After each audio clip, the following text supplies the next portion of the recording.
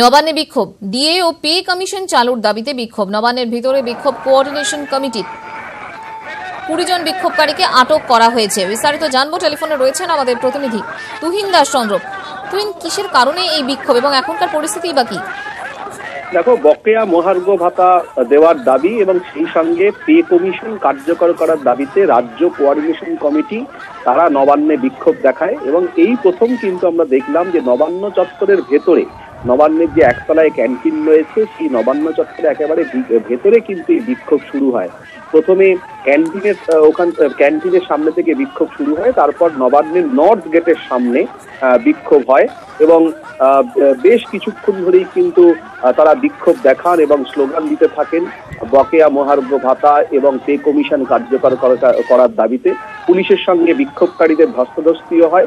20 জন বিক্ষোভকারীকে, 20 জন সরকারি কর্মচারী, রাজ্য কোঅর্ডিনেশন কমিটির সদস্য, 20 জন বিক্ষোভকারীকে পুলিশ আটক করেছে।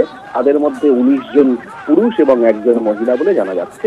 এখন পরিস্থিতি সম্পূর্ণ স্বাভাবিক। মন্দিরা, ধন্যবাদ। তুমি প্রতিপদে মৃত্যুর হাতছানি, একটু বেতাল হলেই সোজা খাদে।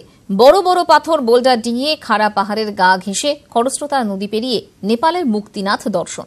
ছোট 4 চাকার গাড়িতে বন্ধুর পথে পারিবারিক ভ্রমণ করে রীতিমতো সাড়া ফেলে দিয়েছেন নৈহাটির সুজয় মণ্ডল। অ্যাডভেঞ্চারের নেশায় অসম্ভবকে সম্ভব করে তুলেছে মণ্ডল পরিবার।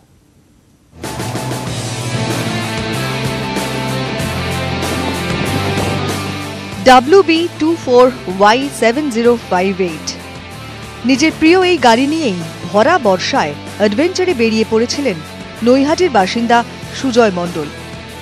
গন্তব্য পৃথিবীর গভীরতম গিরিখাদ নেপালের মুক্তিনাথ পিক। এটা হচ্ছে ওয়ার্ল্ডের ডিপেস্ট গর্জ এবং হচ্ছে যে টোটালি অ্যাডভেঞ্চারাস অফরোড এবং হচ্ছে যে এখানে বড় গাড়ি ছাড়া যাওয়া সম্ভব নয়।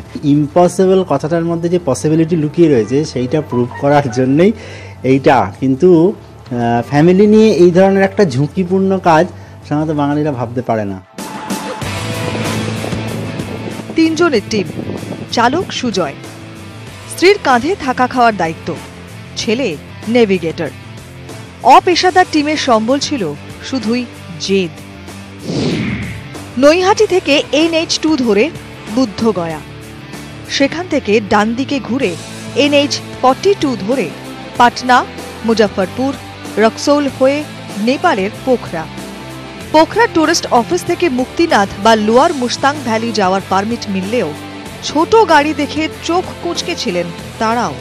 এরপরই শুরু আসল মজা। চড়াই পথের প্রতি বাঁকে লুকিয়ে বিপদ, একটু এদিক ওদিক হলেই মৃত্যু নিশ্চিত। বর্ষায় কালীগণ্ডকী নদীর তখন ভয়াল রূপ। মাঝে মাঝেই খরস্রোতা নদী পথ কেটেছে। 40 কিলোমিটার পথ পেরোতে লেগেছে 9 ঘন্টা।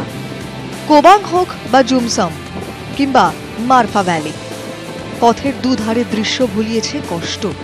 কোথাও বাঁক ঘুরলেই উঁকি দিয়েছে অন্নপূর্ণা পিক, কোথাও অভ্যর্থনা জানিয়েছে শ্বেত শুভ্র ধৌলাগিরি। ঠান্ডাটা তো ফ্যাক্টর ছিল এবং হচ্ছে হাওয়া, সেটা হচ্ছে যে নেপালের মারফা ভ্যালি এবং মুস্তাং ভ্যালি, এটা হচ্ছে cold dessert, it's a parts of Tibetan Plato. সব বাধা কাটিয়ে এগিয়ে গেছে গাড়ি।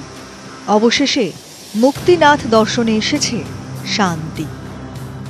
মাঝে মাঝে অনেক ভয়ই লেগেছে, গাড়ি ফেসে গেছে, গাড়ির চাকা ঘুরে যাচ্ছে, টানছে না। তো সেখানে তখন চিন্তা হয়েছে। চলতিকা নাম গাড়ির ভরসায় এখন আরও সাহসী নৈহাটির বাসিন্দা। এখন থেকেই শুরু হয়ে গেছে আগামী পরিকল্পনা। নৈহাটি থেকে অরুণ ঘোষ, নিউজ 18 বাংলা, উত্তর 24 পরগনা।